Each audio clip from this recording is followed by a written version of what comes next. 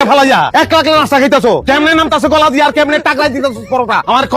এই দাঁড়া, এই তুই তো ছোট বড় যা কইতে পারছ না, আমার কাছে খাওন যাইতাছস কে? ছোট বড় গিয়ে কো। তাহলে খাওন আমারে দিবি না তুই? খাওন তো দূরের কথা, তোরে আমি এক ফোঁটা পানিও দিব না। আল্লাহ কোলে রয়ে মরে জানি, কোলে রয়ে জানি। আরে আরে কি করো? ভাত খাইতেছ কে? তুই এখানে আমার লাগা ভাত রাখছস, এর লাগা ভাত খাইতে। এই ভাত আমি তোমার জন্য রাঁধি নাই, ভাত আমি আমার জন্য রাঁধছি। আমার ভাত আমি খাবো, যাও বাইরে। তোর ভাত তুই খাবি, তাহলে আমি খাবো কি? তুমি কি খাবে? এটা তোমার বড় বড় যাইছি গাও।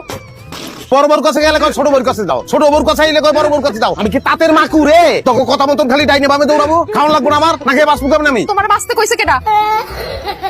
তোমার মতন স্বামী ঠাকুর আছে, আমরা দুই সতী মিলে একলগে বিধবা থাকবো, এটা অনেক ভালো। ব্যবস্থা করতেছি আমি, আজ একটা বিরাট ফাটাফাটি হইব। কই যাইতাছ শেরানি পয়রা? খাওনের ব্যবস্থা করতে যাই, শান্তির ব্যবস্থা করতে যাই। শান্তি কোন জায়গায় আছে ওইটা আমি রাজা ভালো করে জানি।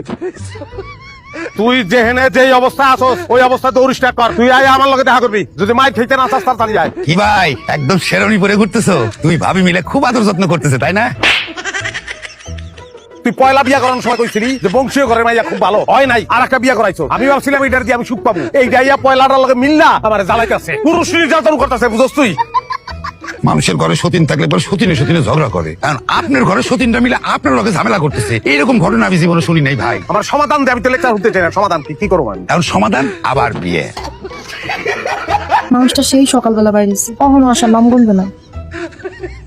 তুমি আবার বিয়ে করছো? হ্যাঁ, কোনো সমস্যা? তোরা জীবনে আমার যে পরিমাণ অবহেলা করছো, তুমি ভালো ইচ্ছা সেই অবহেলা পূরণ করে দিব। কিন্তু ভালো আর জানা জি লাগবে।